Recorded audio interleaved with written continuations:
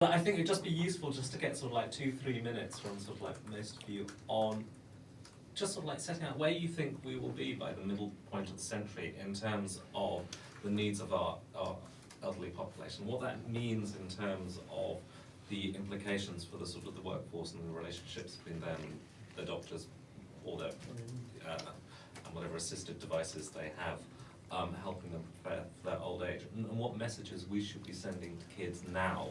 The key thing is there are going to be 4 age groups. There's going to be the kiddie wink age group where you do go to school and you're maybe not quite so responsible as there is now. There is then going to be more of a working age group up to, I don't know, why not still 60, 65? You know, does it have to, and then there is another age group where you are still active, and you still contribute and you do some work, but you also enjoy yourself a little bit because you know that's why not? But if as long as the system supports that, and then maybe at the age of 85 or 90, you're into this category that used to, the 85, 90 is the new 60, 65.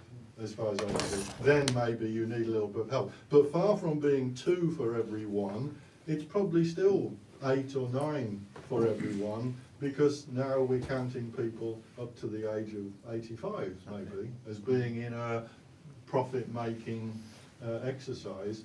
But the 20, 30 years of that, you're chilled out profit-making rather than slugging your guts out 9 to 5 profit-making.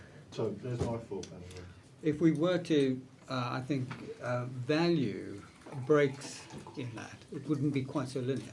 It would allow us, at the end of it, to be far more part of the production and therefore more valued. The interesting thing is the question of advising children or students as to what the future is going to be. I think there's still going to be a huge demand for face-to-face work, as well as the knowledge economy stuff and being a technician or whatever.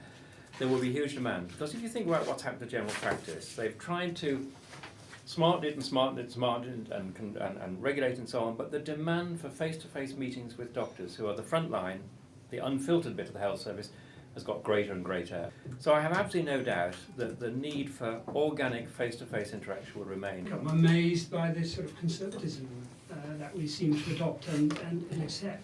Dr. Sam Averington in the east of London sees, in Bromley Barrow, sees 70% of his first appointments of his patients by telephone. Only 50% or so actually need to come and see him. That is a radical shift away from what you said is people want to have face-to-face contact. They do want to have face-to-face contact, but it doesn't have to be with the doctor as such. And again, it's not an either or. So, I mean, my vision would be that we have much more of that. That frees up our time to do that face-to-face contact where it really matters. And the second vision, I guess, is that much of that technology needs to be not noticed by me, must not require action by me. It should not mean that I have to do something different from my daily life for me to be able to engage with that. So true technology, slightly more technology than avatars and robots, is pervasive in my life without me knowing it. So if I'm a diabetic, why can't I, when I clean my teeth with an electric toothbrush, see on my mirror a little indicator to say how much insulin I need right now in order to, that's perhaps a crazy example, but the more it's sort of all pervasive in my life and the less it means I need to do something separate or different, the more effective it will be, I think. I'm always interested in what drivers and stakeholders. I think the primary drivers are going to be demographic and economic. I think and it goes back to what's been said already. I think the phasing out of work will be gradual. I think people will not be able to afford it. I think we'll have, I don't know what they're going to be called, worktioners or something or the other. They're going to be half in and half out. Apart from certain trades, for example, the manual skills, and for example, that's recognised, for example, in the French pension system where you retire early.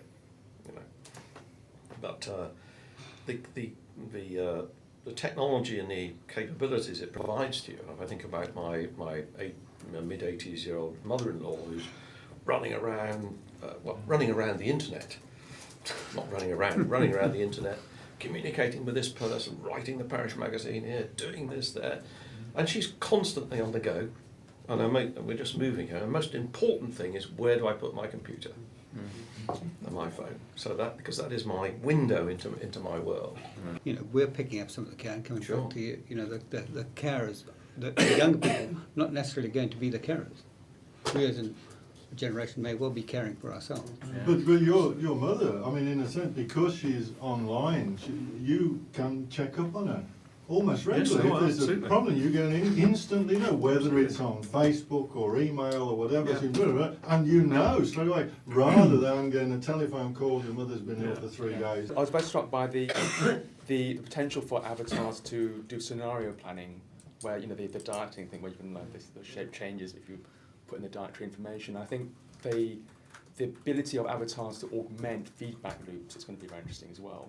So for young people to scenario plan and sort of actually time travel with the avatar is going to affect the decision they make. That is going to, you know, sort of decisions upstream will affect downstream. And I think that's going to be very interesting. While we're thinking about the young people, what we're going to say to them, just let's have a think about them. You know, we're leaving them in their isolated classrooms, where we tell them that they can't actually communicate with their friends because they've got to sit there and listen. Yet the technology will give them the capability of coming out, you know, removing barriers and barriers of distance. So, for example, it's not possible for a class to visit an NHS hospital and sort of get experience of what goes on there too easily because of all sorts of health and safety considerations, but they could certainly do that in a virtual environment, and they could be working with people that are actually located in the hospitals, etc. People always set up false dichotomies between it's either got to be this or it's got to be that, and actually, realistically, you want to blend it mixed. There is a real lesson here. There are 6,000 health apps on iPhone, only a handful of which are developed by health clinicians or leaders in healthcare. So because the space is occupied by occasional rubbish, we don't actually see the true potential of it. And if we were to occupy that space and said, that may be so, but we'll put some really good stuff in there, that isn't, in a way, the opportunity. I think it's been an absolutely fascinating and great discussion. It's been lively and engaging and entertaining. There's been some fantastic input. Really good. And I'd just like to thank you all very much for taking the time to come this afternoon.